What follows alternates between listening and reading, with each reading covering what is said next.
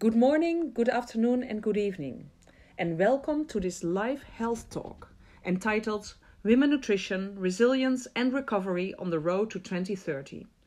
My name is Marty van Lieren, and I work with the organizers of this event, the Micronutrient Forum and the Healthy Mothers, Healthy Babies Consortium, a platform that brings together stakeholders around collective action to improve women and maternal nutrition.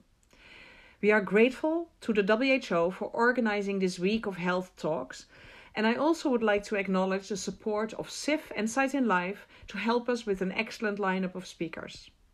Today's session addresses a critical contradiction in global development. Women are caregivers, food producers, and income earners. They take care of and feed their husbands, their children, families, communities. But who takes care of them? In this session, we will focus on the need for smart commitments to strengthen women's resilience, to empower them in their multiple food system roles, and simultaneously improve their nutritional status so that women have the physical condition to carry out their roles. A failure to invest in women's health and nutrition would be a failure to build forward better. Now I'm going to the speakers. And it is with great pleasure that I'm now asking you to listen to our first speaker, attentively listen to the opening remarks of Her Excellency, Mrs. Aisha Buhari, the First Lady of Nigeria. Mrs. Buhari is a nutrition champion and an advocate for women and girl education through the work of her own foundation in Nigeria.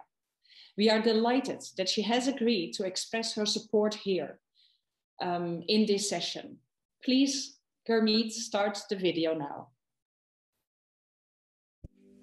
Dear friends, fellow nutrition advocates, distinguished ladies and gentlemen around the world, I am pleased to join you all today from Nigeria at this very important event convened by Micronutrient Forum and Healthy Mothers, Healthy Babies Consortium. Women in general carry most of the burden of households and societies in terms of ensuring the stability, health, and well-being of families. Beyond their natural roles of getting pregnant and giving birth, women have other roles imposed on them by the virtue of some of their inherent attributes of caring for others. Consequently, they end up taking care of the entire family and also pursue careers. In developing countries, the role of a woman is unquantifiable. Regrettably, most of them have limited access to basic health care and nutrition. Education and awareness on health and nutrition interventions using media and platforms can improve the health of women. Through my Future Assured program, with the support of SIF, micronutrient supplements have been provided to pregnant and lactating women in the insurgency-ravaged northeastern part of Nigeria. I personally have advocated for increased funding for the prevention and treatment of all forms of malnutrition in 5 high-burden states. Several efforts have been made by my foundation and the federal government of Nigeria through the Social Investment Program, the biggest in Africa, to address the issue of empowering women as caregivers and food producers. The engagement of multi-high-level stakeholders, including the Vice President of the Federal Republic of Nigeria, contributed to a discourse on nutrition policy approval as well as increased allocation and disbursement of funds. Finally, I would like to plead with all relevant stakeholders at global and national levels to continue supporting the ongoing efforts of optimizing the health and nutrition of women and children worldwide. Mrs. Buhari, thank you very much for giving us this message. You provided a clear framing of today's theme, setting out the multiple roles of women while they are facing challenges regarding their own health and nutrition. Our next speaker will share her experiences in working with farmers, and notably women farmers in the Philippines. Mrs. Cherrie Atilano is the founder and CEO of AGREA, a for-purpose inclusive business. Cherrie is also an ambassador for the Scaling Up Nutrition Movement, a UN Food System Summit champion, and a Philippine ambassador of food security. Cherrie, the floor is yours. Thank you very much, Marty. Good day, everyone. Good evening, wherever you're part in the world. And it's good evening from the Philippines. So as Marty was saying, I'm working with AGREA. It's actually a combination of two words, agriculture plus Gaia, Mother Earth. So it's very farmer-centric and a women-centric company. We are known to be an agribusiness with a heart in the Philippines because we believe in building an ecology of dignity to all our stakeholders. More importantly, the smallholder farmers and the women farmers. Currently, our organization is working with 30,000 smallholder farmers in the Philippines. And as personally, I've been working with farmers since I was 12 years old. I was teaching farmers at the age of 12 in a sugarcane farm in the Philippines. So what are we doing in AGREA? It is a sad opportunity, right? That the food and agriculture sector in the Philippines is still the poorest and the hungriest. And for me, it's a crime against humanity that the producers of the food in the food chain should be the one with food on their table. But more importantly, the saddest portion are the women farmers. Most of the time, they don't have access to financial support, no access to education, and no access to agribusiness, and market. So what are we doing in AGREA? We're known for capacity building programs, which is actually conducted by our farm school. So our farm school is a leading farm school in the Philippines. So far, we have more than 1,000 graduates in our company. And the farm school trains these women on money, mentor, and market, wherein we try to build an enabling environment for women through capacity building programs that actually starts with values formation, teaching the women how to dream. And this is under our programs called Forward, finding opportunities and roles of women in rural and agricultural and rural development. Another one is really education opportunities for women farmers. So we're trying to make our women farmers as farmer scientists. And if they are not working on the farm, they can work on the food supply chain. So we also do processing, which is run by the AGREA Rescue Kitchen to process the produce of our farmers into high value products. And lastly, we teach farmers in agribusiness. We believe that agriculture is both food production, but more importantly, income generation. And part of the agribusiness is really dealing also in savings in their home. And part of the savings is really teaching farmers how to grow their own food and how to make healthy food for their family, because that is a basic requirement. Nutrition is a basic requirement in all our educational programs. And second one, we also work a lot with the youth in the agriculture sector, because in the Philippines, for example, or it's a universal problem, the farmers are aging. We call it endangered species, right? In the Philippines, we have 60 years old average age of farmers. And we work a lot with the youth. And in the farm school alone, from 3% enrollment in the agricultural sector for women, for the last 3 years, we increased it to 63%. By really making it gender inclusive in terms of our curriculum. And second one, it needs to be youth friendly. That's why, we try to make farming cool for the young people. So more than 50% of our enrollment in our farm school are actually the youth. And we make it super fun for the youth to be engaged in agriculture, and we make it relevant to them by teaching them agripreneurship and a couple with agri-tech and farm tourism, wherein both youth and women are actually working together.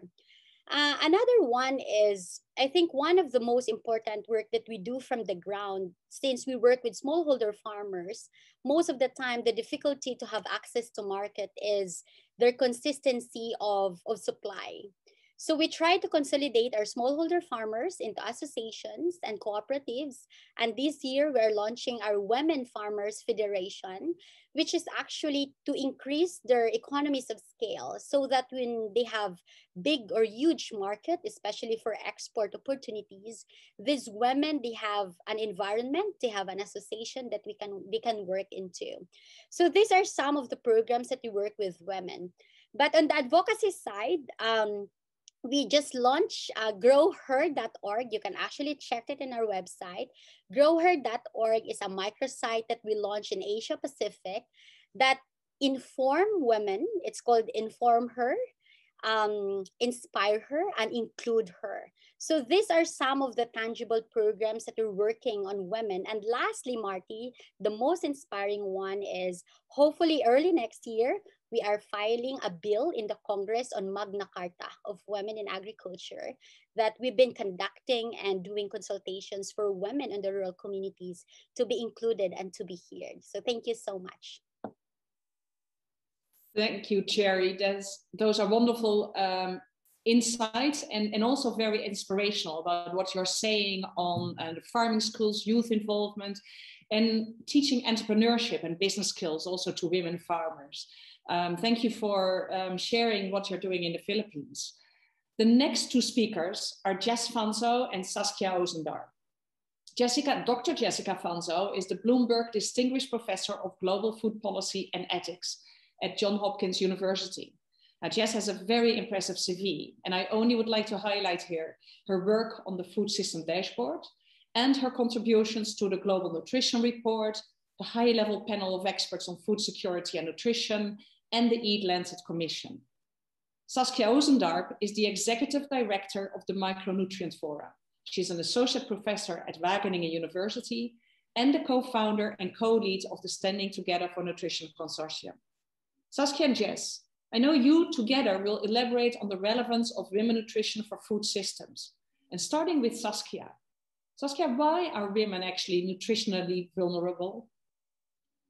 Yes, thank you, Marty, and thank you for the availability for me to speak here. Because women are nutritionally vulnerable because there are gender inequalities in social and cultural norms that are systematically limiting their access to nutritious foods, and women often eat last and least in households.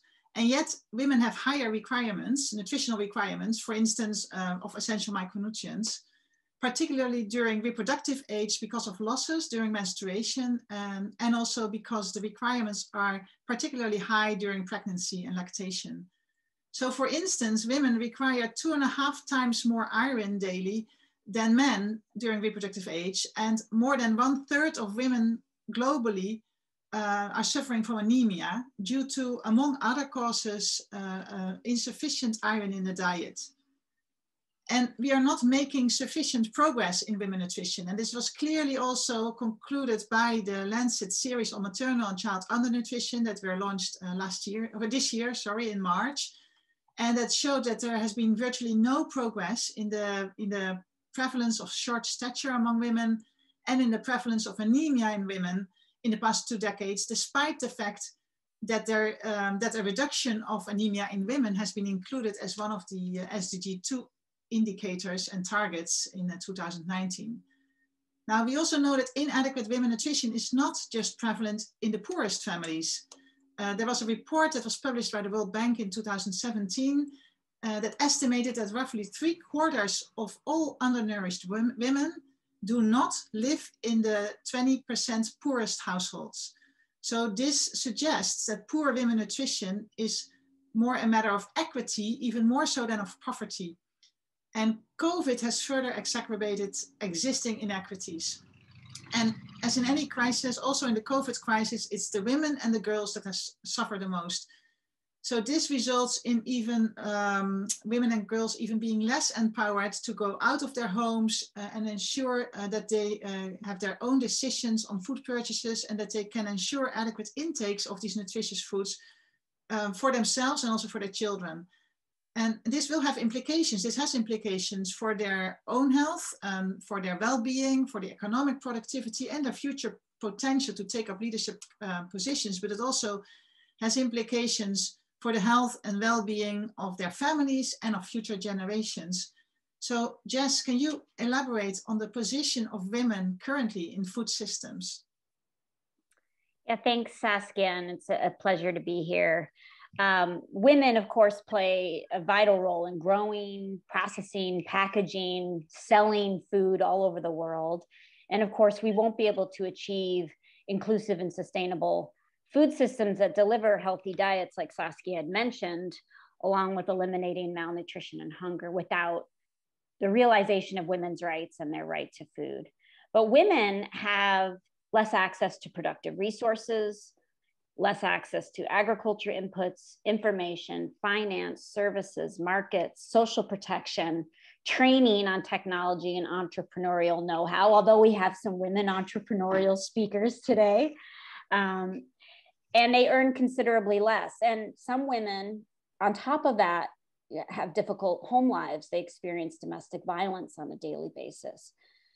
So these issues of unequal access to resources also underlying that are enforced by laws, cultural norms, and traditions. And these lead to big power asymmetries. And this idea that this is just the way it is, sort of status quo, is really no longer acceptable. We also know that women are primary caretakers at their households. They face heavy physical workloads that undermine their productive capacity and their overall well-being.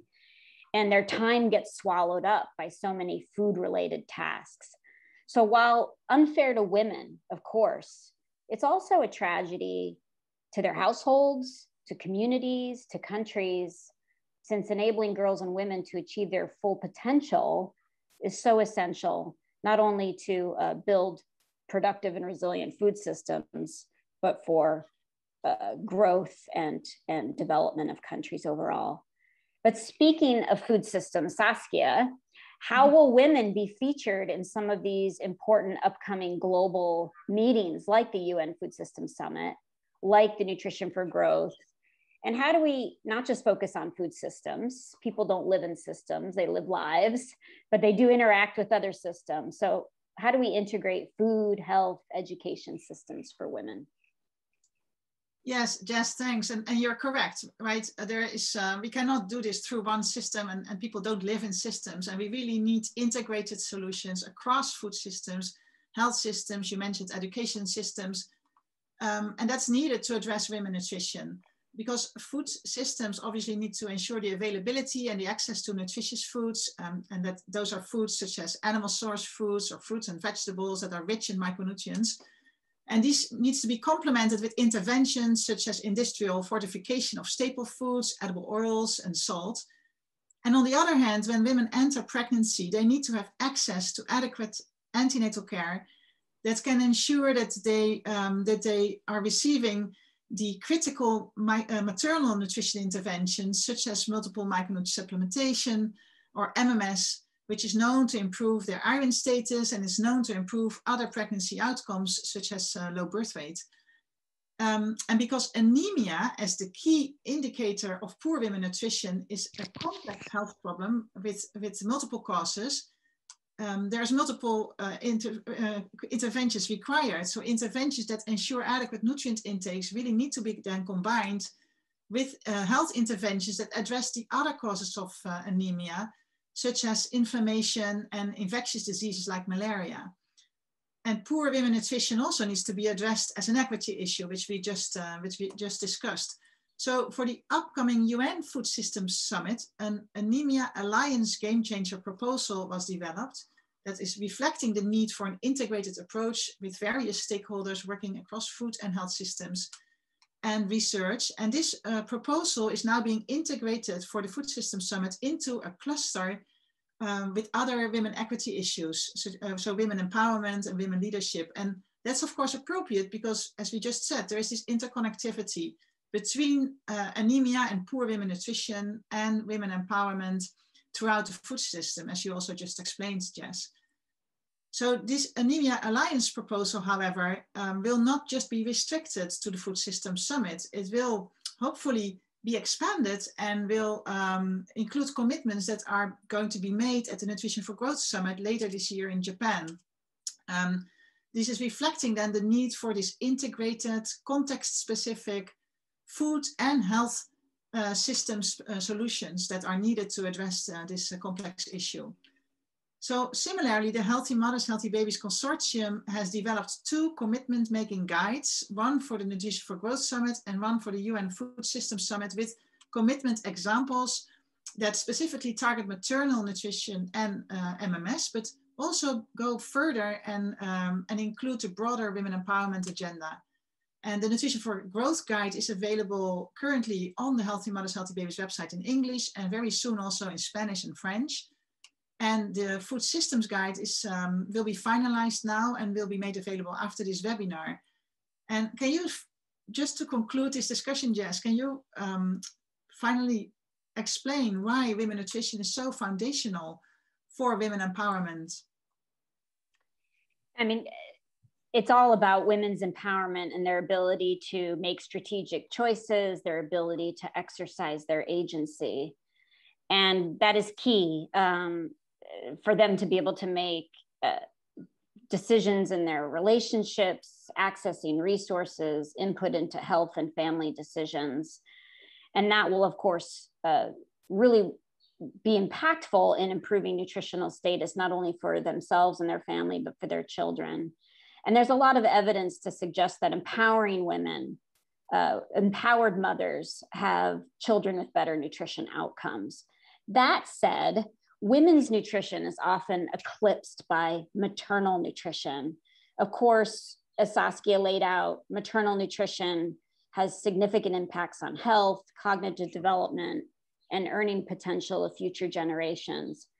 However, with reduced childbearing and longer lifespans, women's experiences extend beyond motherhood. And there is a compounding nature of nutritional disadvantages that perpetuate across women's lives. So a woman's nutrition should matter not only because of her reproductive potential. If a woman decides to not have children, she still matters. She matters because she is a productive citizen in the world.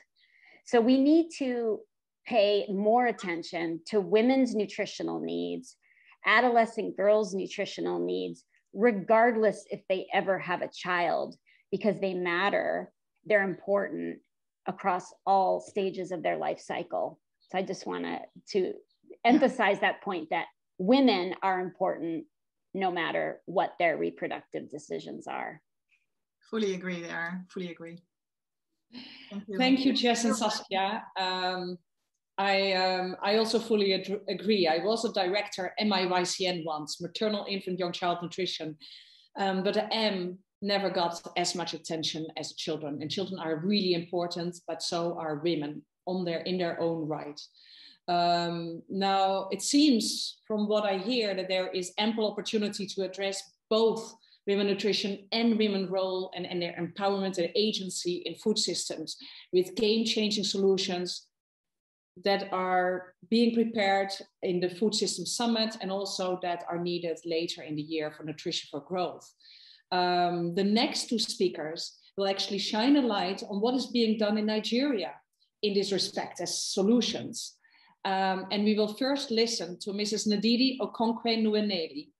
Ndidi is managing partner of Sahel Consulting Agriculture and Nutrition Limited, a consulting firm that works throughout West Africa on shaping agriculture policy. But Ndidi is also the co-founder of AACE Foods, a nutritious foods company. And she is the founder of Leap Africa, which empowers and equips a cadre of dynamic and young African leaders. Ndidi, thank you for joining us during your busy travel schedule, and please share your experience and your comments with us. Go ahead. Thank you so much, Marty. It is a pleasure and privilege to be here with such dynamic women from across the world and men as well, who are champions for this movement. I've decided to become a social entrepreneur because I came to the realization that the face of Africa was a hungry child and a malnourished mother with that hungry child. That made me very angry because Africa is naturally endowed for agricultural excellence. as a continent, we must be able to feed ourselves and feed the world. And not just feed ourselves, but feed ourselves with nutritious food. And so I started a range of ventures. I was co-founder and founder. And over the last 20 years, have worked in the continent, transforming a lot of different landscapes. And I'll zero in on AACE Foods, which is 11 years old. We source from farmers across Nigeria and process for the local market. And we also have a very strong focus on women empowerment. Over 50% of our employees are women. We specifically source from female farmers. But we have, through our progress at AACE Foods, demonstrated the power of SMEs in the ecosystem, especially SMEs that are co-founded or founded by women, as catalysts for transformation in the food landscape.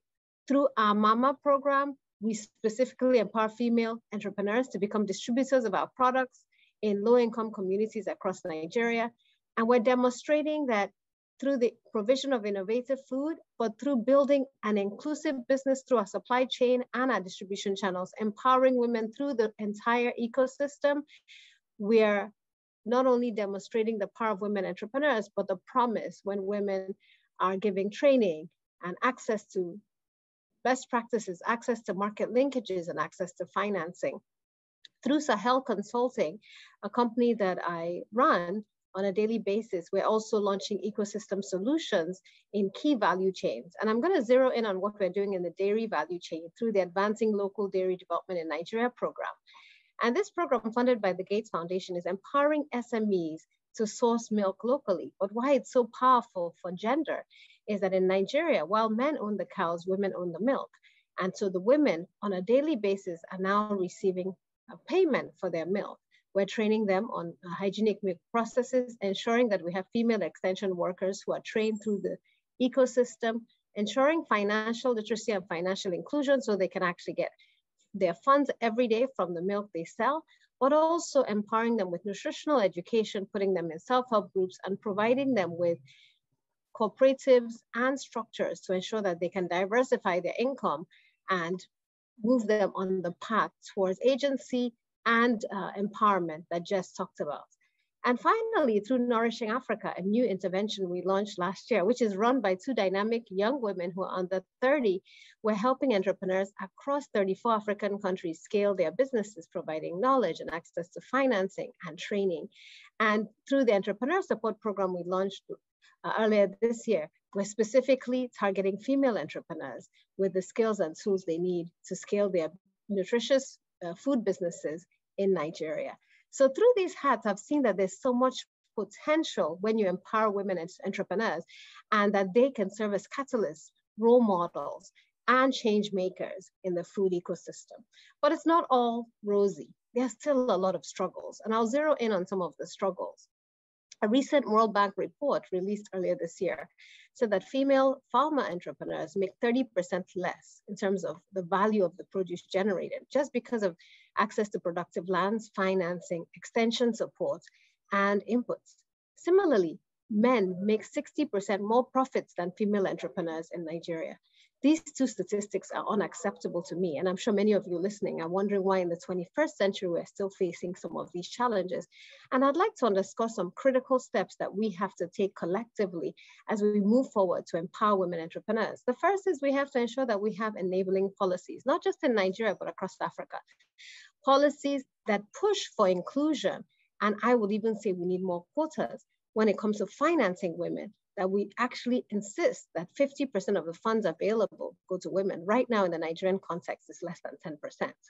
Secondly, we actively need to ensure that we have female extension workers through the agricultural landscape. And we're seeing that there's some progress in that through private extension workers, but not enough. And then we need training.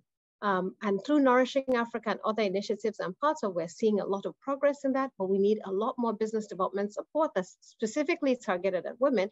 And the last is we need catalytic and patient capital that not only supports women with financing, but with the introduction of new products, business linkages, market access, and together collaboratively across the ecosystem, I think we will see the transformation that we desperately need in the food and agricultural landscape. Thank you so much.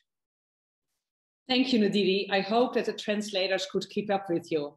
But it was very powerful what you said. And I really like how both you and Cherrie emphasize the excellence of agriculture in Africa, the Philippines, but also hammering down that message on the strength of women entrepreneurs and the challenges that they face and what needs to be done in terms of policies, but also in investments and making capital available.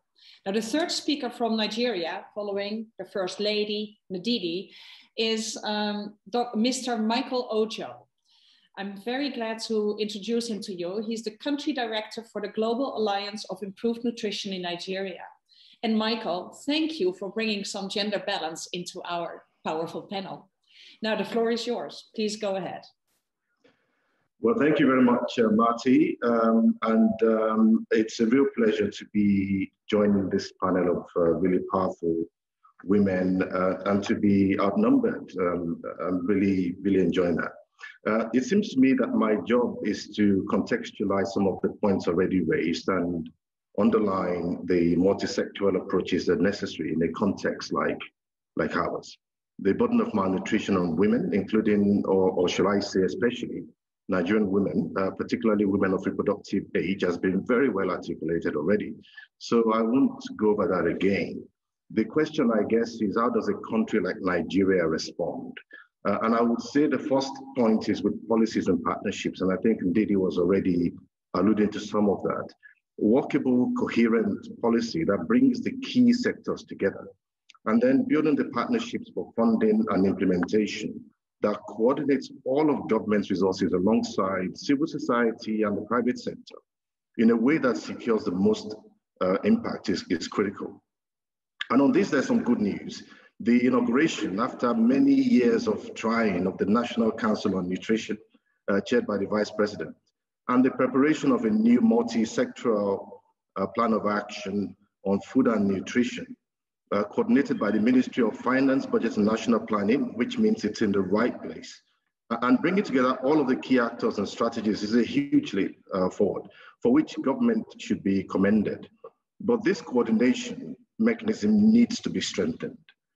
How does this help women's nutrition? The design and costing of the multi-sectoral plan of action identifies key target groups for priority interventions.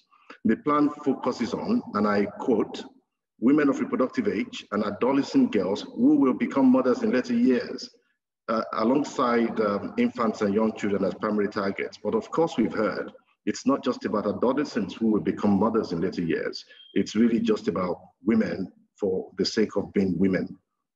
And as we go forward, this plan of action really needs to move from responding to the needs of adolescents and women of reproductive age to becoming more gender transformative in how investments are made and how results are tracked. A second point that I would like to make is that we have to keep a very close eye on the quality and the performance of proven food-based interventions, such as large-scale food fortification. Policy in Nigeria recognizes that nutrition-specific health systems-based interventions alone are not the answer to the widespread dietary deficiencies that women face. Large-scale food fortification is important in ensuring women have access to key micronutrients in their food and is a key component of Nigeria's micronutrient deficiency control response architecture.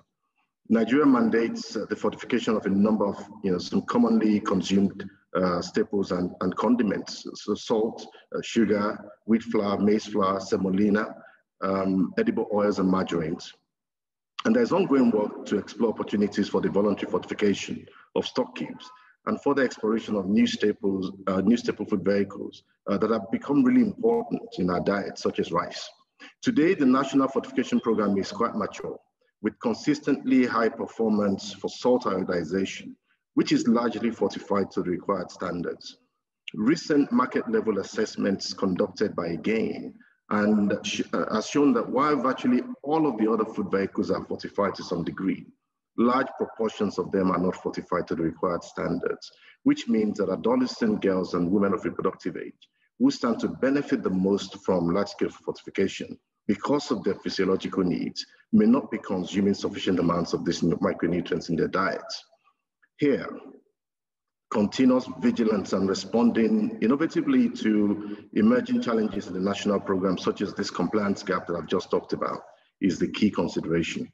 Perhaps I can turn maybe quickly to a point related to the roles of women in the business of nutrition and how this impacts their own access to nutritious foods and also the means to demand such foods. GAIN convenes the Scaling Up Nutrition Business Network in Nigeria, part of the Sun Global movement. SBN convenes businesses at national level to sensitize them to government strategies. It provides a platform for businesses and government and other stakeholders to interact. It assesses and then designs interventions to meet business needs for technical assistance, business development, and financing, and advocates to businesses on responsible practices to improve nutrition. So SBN has been gathering information through micro, small, and medium enterprise surveys and building interventions to support vulnerable nutritious food companies as they grapple with the impacts and shocks of COVID-19 and as they build up their resilience to face future shocks.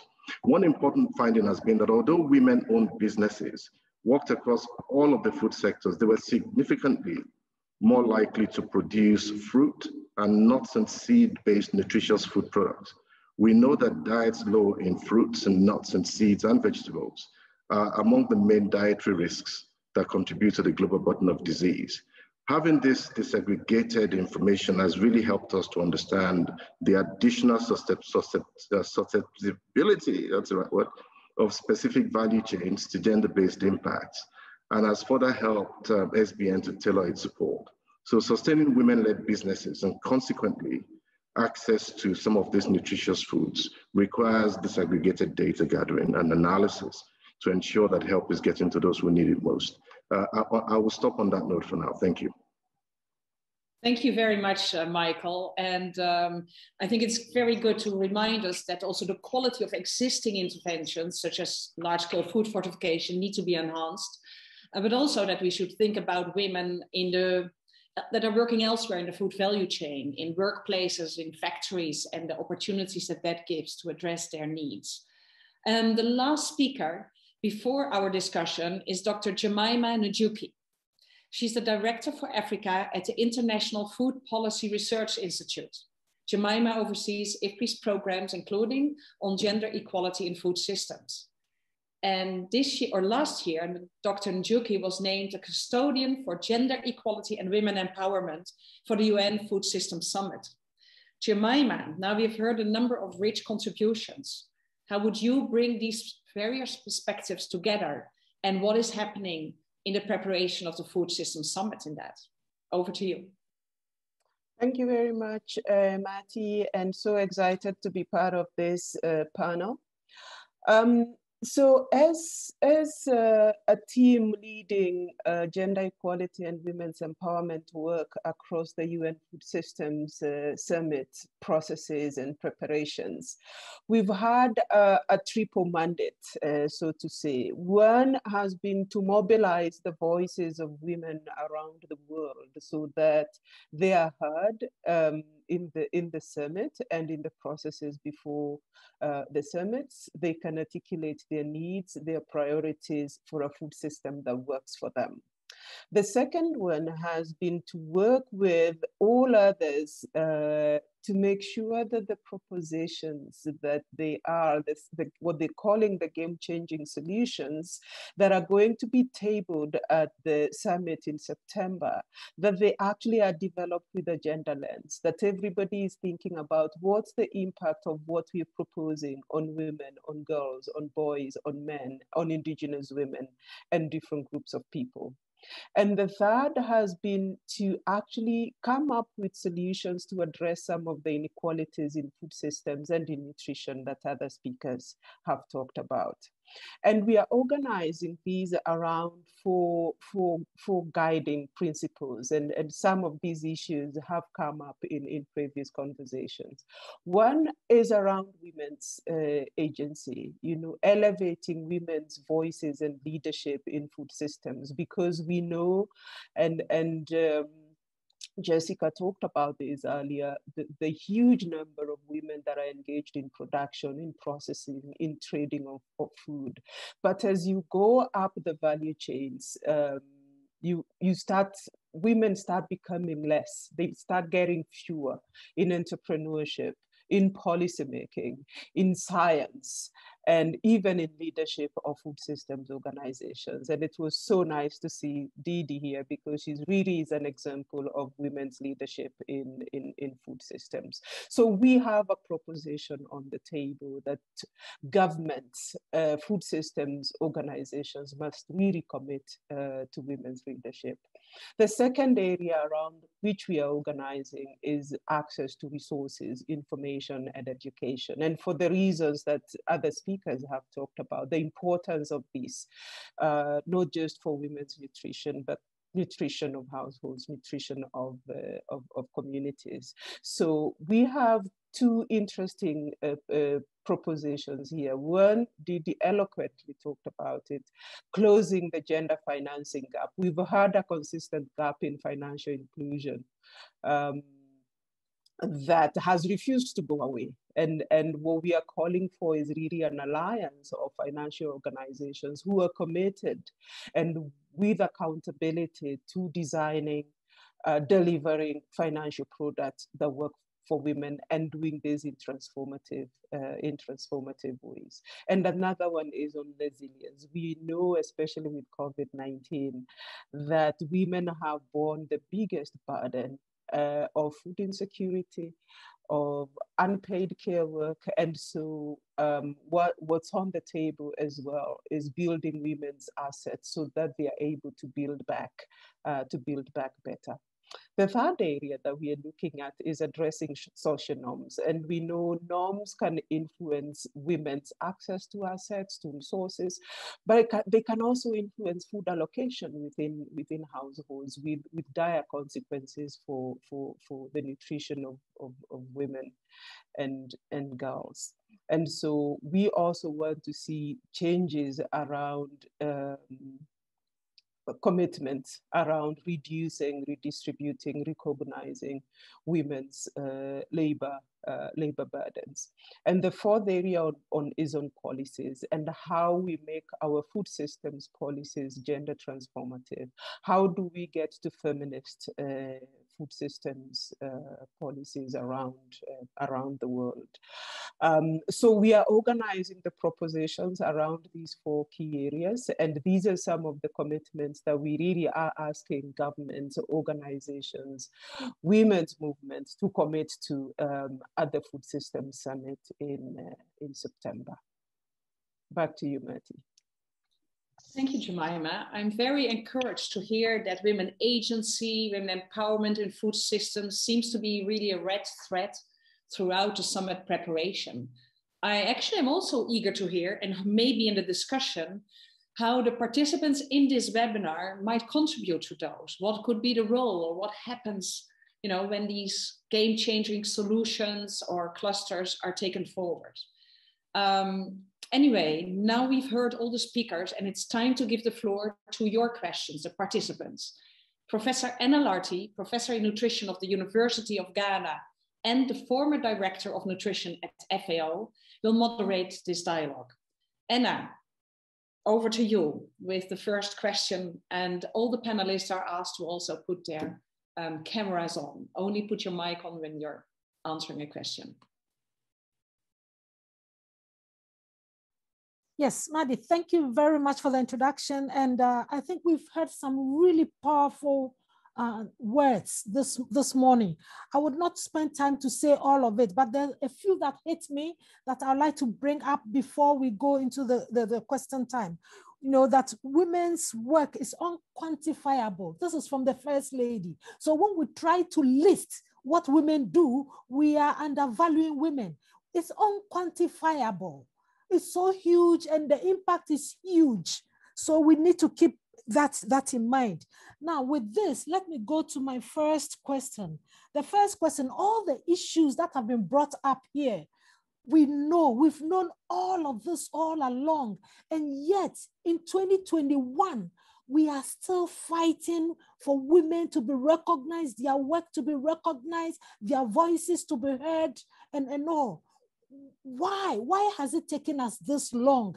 And how will the Food System Summit be that game changer for women? I leave this, Saskia, Jessica, Jemimah, I think this is an open question I'm putting up to you. Why now? How do you think this is going to be a game changer for women? These issues have been on the table for so long and nothing has changed.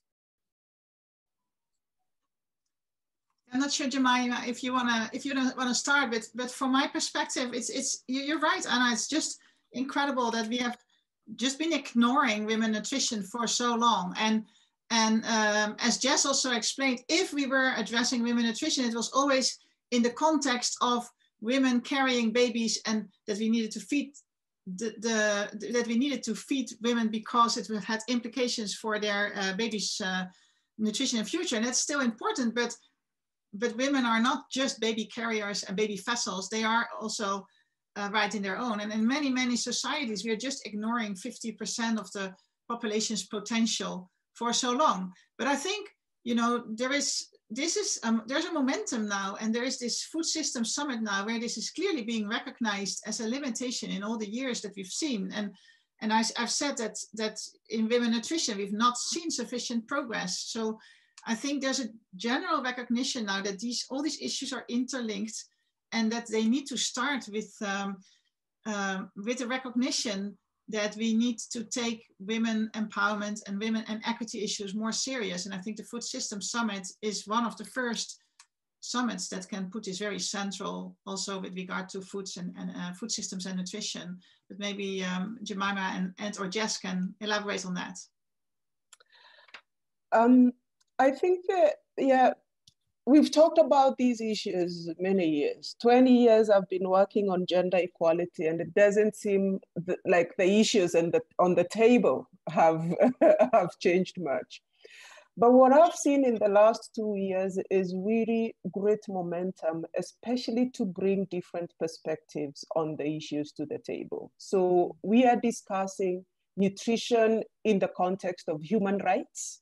We are discussing nutrition in the context of the right to food. So there's a lot of conversations that have been happening in separate spaces that are now coming together as part of this UN food system. So that's one. The second thing that I think is really, really different is when we've talked about women's empowerment, we have tended to focus a lot on the women, as though the women were the problem themselves. We have tried to fix women. We have trained them, despite the fact that our mothers produced food for many years and our grandmothers produced indigenous nutritious foods. But we have trained, and we have forgotten that actually the problem is not the women. The problem is the systems in which women are finding themselves operating. And I think what gives me a lot of hope with this particular Food System Summit is that we are starting to think about how do we fix these systems so that they work for people? How do we have a food system that actually provides nutritious foods for all, irrespective of who they are?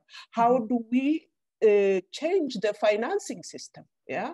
So that it's not women that we have to keep training on literacy. Yes, on financial literacy, we can do that. But if the financial institutions themselves are not changing their attitudes towards women, are not changing their systems so that they work for women, then we are not making enough progress. So that's the second thing that's giving me a lot of hope about where we move from where we are now. Okay, thank you very much, both of you, for your intervention. And Jemimah, I think this gives all of us a lot of hope that the game-changing solutions we are looking for is going to come out of this Food System Summit. It's not going to be another document that will lie somewhere, but we are going to see that game changer for women of the world. Thank you so much. I've seen some questions. I'll take some of the questions from the chat. I have a question here. It says that, how can women be part of the move towards a more resilient and sustainable food systems? How can women be part of the move towards a more resilient and sustainable food systems? Ndidi, do you want to take this? Thank you very much. I think that's an excellent question, and also piggyback on the last one as well. Okay. it starts with policy, like both fantastic panelists have said, but it also means that we urgently need to update our educational system. I work a lot with young people, similar to Cherrie, and I realize that in many of our emerging economies, sustainability is still excluded as part of the discussion in primary, in secondary, even in tertiary education.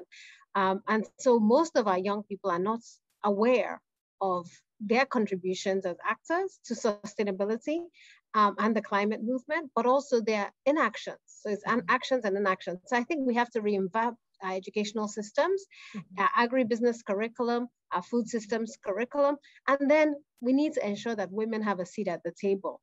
And we have to bring our own seats, especially on board tables where decisions are made, at governments and civil society and in the private sector. And I'm very involved in initiatives around helping women get on boards, because I think ultimately women have to be there. Just to piggyback on the last question, because I think it's such a powerful question, we cannot continue with business as usual. And all of us want to leave a legacy. We don't want to come back 20 years later and still be having the same discussion.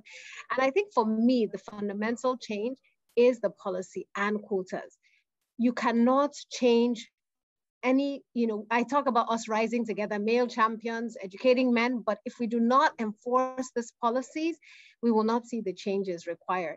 And they have to be disincentives for banks that refuse to fund women, for educational institutions and extension divisions that refuse to ensure that women have a 50% role in each of these. And if we don't enforce it, report it, and actually, call out bad behavior, we're not going to see the changes we need. Well, thank you so much. Jessica, I believe you would want to add to this very important question, how women can be part of the move towards a more resilient and sustainable food system. Yeah, I mean, Ndidi's comments are really important, and reflecting on the idea of sitting on boards and how are you a constructive board member, it's a whole other thing. And Ndidi knows that well. But I think it starts with things like that. You have Ndidi, you have Cherrie, who are young women entrepreneurs in the food system. They're training so many young people in the regions where they work. I think this is kind of where it starts, and they're different than the previous generation. They're much more entrepreneurial. So I think there's also that idea of learning by example, and we have people sitting on this panel who are extending their reach and building capacity of young women around the world. So to me, having these role models, the fact that our panel's quite loaded with women entrepreneurs, probably 20 years ago, you wouldn't have had that in the food space. It was very dominated by male ag economists. But that's changing. So to me, this is a great example of kind of where the dialogue starts is women like Ndidi, Cherrie, Jemimah leading the way. Okay, great. Thank you very much. I see a question for Cherrie. Cherrie, you may want to comment on the earlier one and then take this question too for you. It says, education has had a devastating impact on the choice to become a farmer for men and women. Can you tell more about the way to change things? So they're saying that education is actually causing that stereotyping we're seeing. Can you comment on this, please? Thank you very much. Yeah, thank you very much, Anna. That's actually a very excellent question. I want to piggyback also on Ndidi, right, on education. So in our farm school, when we did a data gathering on the participation of women, it was like 3%, and now we increased it to 63% in just 3 years. So what we did, it's really about intentionality. We develop curriculums that are women friendly, and we develop technologies in the farm that are gender sensitive. Like, for example, even in machinery, some of the machines, women cannot carry them or women cannot operate them because it's male friendly. So even we came to that point that how do we make women be involved on the farm if the machine is too heavy for them to carry? So we developed these kinds of technologies, and then we redesign curriculum. Since I own the farm school, I have all the liberty to design it all by, all the way. we wanted. But basically, before we designed curriculum, we had a participatory focus group discussion with women on what they really want to learn. And fortunately, a lot of women really want to learn agribusiness, because it's not only about, because mostly food choice, it's about income, right? So most of them, they really want to do agribusiness. So that's how we design our curriculum, that if agribusiness is the way for women to be engaged, why not? And lastly, we engage with a lot of organizations or ethical microfinance institutions to open up opportunities for women in investments. So like, for example, in the Philippines, we change policies. I am a Philippine ambassador for food security. So we actually change policies on how banks and rural banks can provide opportunities for women in banking. Because when you focus on smallholder farming, it's always the woman deciding for budgeting at home and cooking at home. And that is a powerful tool to bank on. But we need to create a supporting system to provide that. So policy is one. So now we have programs for that. And another one is, lastly, is we're working with local government units to actually dedicate budget for gender and development, not only for other aspects of the programs for the local governments, but really intentionality on, doing this budget triggered towards nutrition at home and growing their own food and educating the women. Okay, thank you very much. I'm looking at the time, but Michael, I'm not going to let you off. I have a question for you. We've brought all this on the table. It's not a fight that women alone should take. I know this is for all of us, it's for humanity. I think the president of ADB once said that, a bird cannot fly with one wing. How can we think that we can move forward in the world, neglecting 50% of a very important aspect of the adult population, females? So what I want to say, how can we bring men on board for this fight that we want, the situation for women in terms of women's nutrition, in terms of their role at the table? How can we bring them on board? Thank you very much, Anne. And I know that your intention is not to put me on trial on behalf of all men, but I think a lot of really good points have been raised. And one of the things that I think is important is that we need to understand a lot more more specifically about the challenges that women face, and be more more defined and clear in how we respond to those challenges. So let's say halfway through this decade of action on nutrition, and the conversations that we're having on the food systems summit dialogues in Nigeria, for example, it's already very clear to me that there's an emerging theme that is the need to really challenge, this norms and systems that deprive women and young people of the roles that they should, and the opportunity to fully participate. But a lot of that would depend on us having a much deeper understanding of the challenges. For example, Cherrie just talked about appropriate technology. If women are not involved in designing some of these interventions and their contributions taken fully into account, then we're not going to be able to respond. So I think my call to men is, that we recognize the point that you've raised, that we cannot move forward with one arm behind our backs as a human race. We need to be not just supportive, but actually promote and ensure that we engage women much more intentionally. In Nigeria, 70% of the agricultural workforce is women. But like people have already said, they don't tend to feature so much where the agribusiness and the more value-driven value chain, supply chain and value chain aspects are concerned.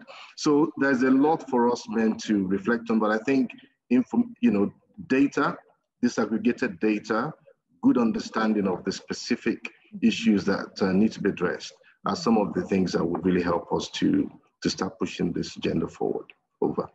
Great. I thank you all for this intervention. I just want to bring this to a close. I'll make only 2 points. One is that investment to protect women's health and nutrition has multiplying effect on communities, on the nation, and all. You know, so investing in women actually has much, much more than we see, okay?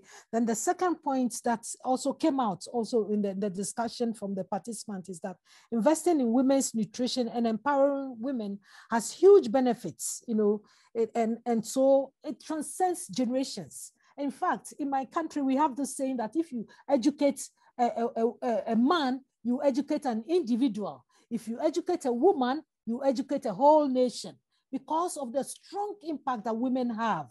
You know, sometimes we overlook this. So let's keep that in mind.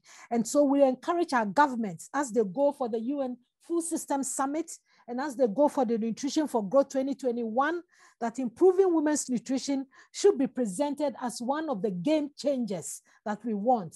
And also, let's ensure that women are at the table and our voices are heard. And everybody should fight to ensure that women have a seat at the table. On this note, I'd like to say a big thank you. I think we've got some good food from this discussion, and we look forward to changing the world this year. Thank you all very much. Thank you, Maddie. I hand over to you. And a big thank you to you, Anna, to our distinguished and eloquent speakers, and to all who participated in this webinar and stayed a few minutes over time.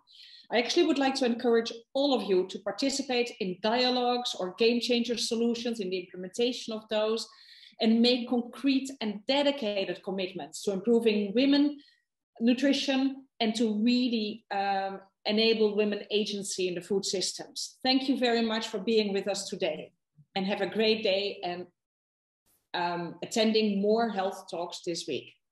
Bye-bye.